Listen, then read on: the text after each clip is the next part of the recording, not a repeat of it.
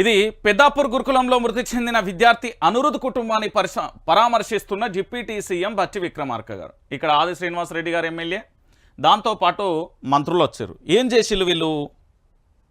పరామర్శించారు. ఎవరు పరామర్శించాలి? అసలు ఎవరు న్యాయం చేయాలి? ఈ హత్య ఎవరు చేయించింది? ఎవరు చేసింది? రాష్ట్ర ప్రభుత్వాన్ని కాదా? రాష్ట్ర ప్రభుత్వం చేయలేదా? రాష్ట్ర ప్రభుత్వం బాధ్యత లేదా? విద్యాశాఖ మంత్రి రాజీనామా చేయాల్సిన అవసరం లేదా? అదే రాష్ట్ర ముఖ్యమంత్రి యనుమల రేవంత్ రెడ్డి రాజీనామా చేయాల్సిన పరిస్థితి కాదా? ఈరోజు ఇక్కడ జరుగుతున్న పరిణామం ఏంటి? అధికార పార్టీయే హత్య చేయించి అధికార పార్టీయే పూర్తి స్థాయిలో కూడా వీళ్ళే పరామర్శక. ఇది ఎంత దారుణమైన పరిస్థితి అండి తెలంగాణలో.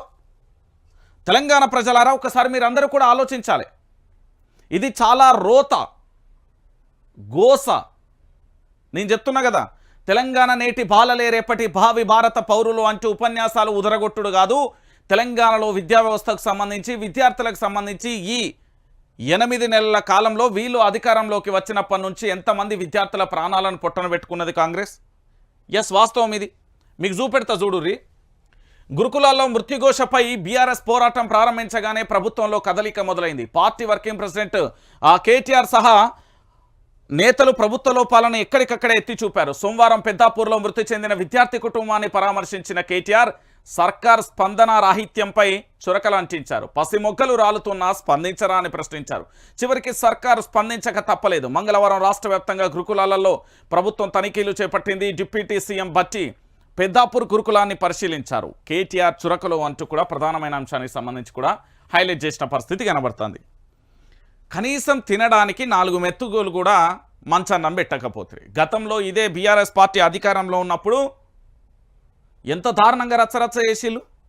మరి ఈరోజు మీరే కదా అధికారంలో ఉంది, కాంగ్రెస్ పార్టీ కదా అధికారంలో ఉంది. ఈ తెలంగాణలో విద్యాశాఖ మంత్రి అనే ఓ శాఖ మంత్రి లేకపోవడం వల్ల పరిస్థితి ఇట్లా దాపరించింది. నేను పార్ట్ టైం మినిస్టర్ని కాదు, నేను ఫుల్ టైం మినిస్టర్ని, నేను ఏం ఫామ్ హౌస్లు ఉంటలేను, ప్రగతి భవన్లు ఉంటలేను అంటే నువ్వు ఏడుంటే మాకేంది భయ్? నువ్వు ఏడుంటే నాకేంది? ఎలక పొక్కల దాచుకుంటేంది? ఏంది చెట్టు తొర్రలు ఇరుగుతే మాకేంది? మాకేం సంబంధం? తెలంగాణలో మా బిడ్డలందరూ కూడా నేలరాలిపోతూ ఉంటే నేటి బాలలే రేపటి భావి భారత పౌరులు అని మీరు గొప్పగా ఉపన్యాసాలు ఇస్తారు కదా. రేపు వస్తున్నది కదా ఆగస్టు 15. ఏం సమాధానం చెప్తావు? తెలంగాణలో నువ్వు రేపు పొద్దుగల మాట్లాడాల్సింది ఏందో తెలుసా? ఆగస్టు 15కు నేను చెప్తాను. నేను అయ్యా యనుమల రేవంత్ రెడ్డి, నువ్వు రేపు ఆగస్టు 15 రోజున నువ్వు మాట్లాడాల్సింది ఏందో ఉపన్యాసం నేను ఇప్పుడే రాసిస్తానా, నువ్వు విను.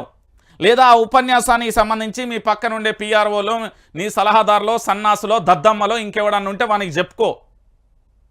ఎస్, ఇట్లనే మాట్లాడతా. నా తెలంగాణలో నా బిడ్డలు చచ్చిపోతూ ఉంటే ఇంకెందుకు ఉండాలి? నువ్వు రాజీనామా చేయ అంటున్నా. నేను డైరెక్టే చెప్తున్నా, రేవంత్ రెడ్డి నువ్వు రాజీనామా చేయి.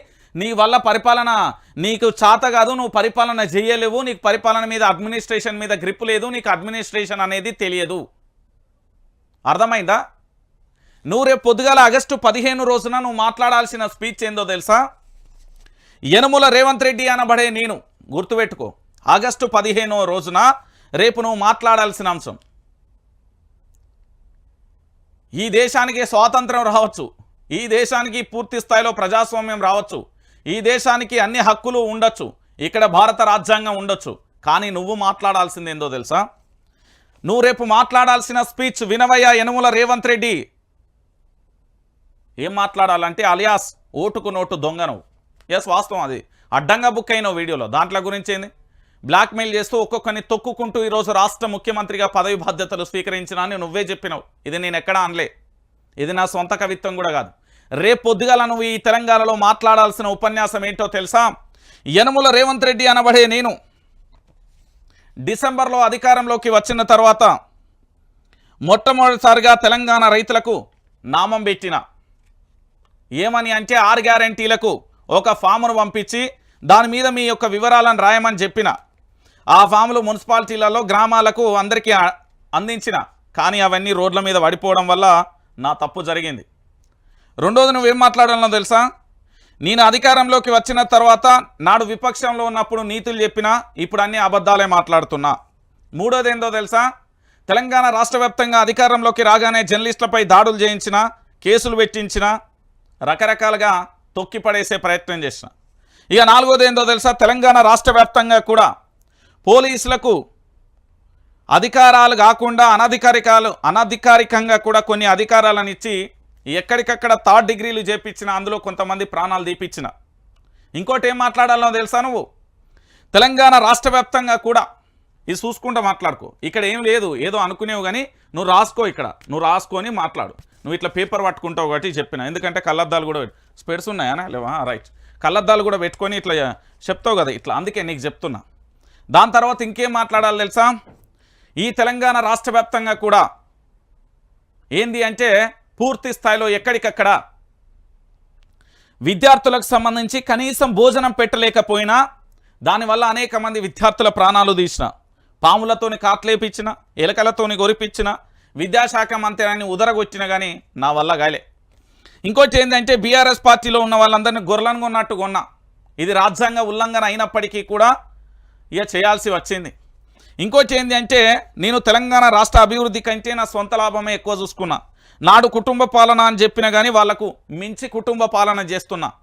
దాంతోపాటు తెలంగాణ ప్రాంత బిడ్డలందరూ గొర్రెలని తేలిపోయింది.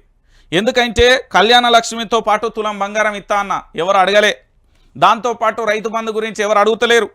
రైతు రుణమాఫీ గురించి ఆగమాగం చేసిన, రైతు భరోసా ఇత్తనే లేను. కాబట్టి వాళ్ళందరూ తేటతెల్లం అయిపోయింది. ఇక విద్యార్థుల విషయానికి వస్తే వాళ్ళకేంది విద్యా కార్డు అనేది ఒకటి ఇవ్వబోతున్నా, దానికి సంబంధించి ఎవరు అడుగుతలేరు.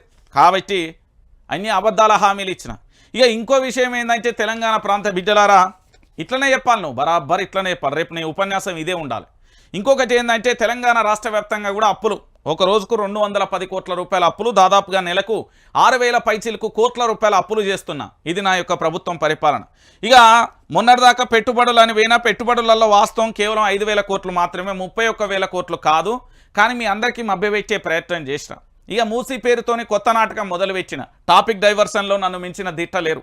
ఎందుకంటే ఎక్కడ చూసినా కూడా టాపిక్ డైవర్షన్ చేస్తా. అసెంబ్లీ జరుగుతున్నప్పుడు సుంకిశాల విషయం తెర మీదకి తేలే. దాంతోపాటు థర్డ్ డిగ్రీ విషయంలో, దళిత బిడ్డకు సంబంధించిన థర్డ్ డిగ్రీ విషయంలో బయటికి తేలే. ఇది నా యొక్క గొప్పతనం. ఇంకొకటి ఏంటంటే అసెంబ్లీకి సంబంధించి ప్రజా సమస్యల మీద పోరాటం చేసి ప్రజా సమస్యల పరిష్కారం కోసం చేస్తాం. కానీ ఇక్కడ సబితా ఇంద్రారెడ్డి పేరు తీసుకొచ్చి టాపిక్ డైవర్షన్ చేసిన. ఎందుకంటే ద్రవ్య వినిమయ బిల్లు ఆ లొట్టపీస్ ఏందో నాకు తెలియదు కాబట్టి ఇది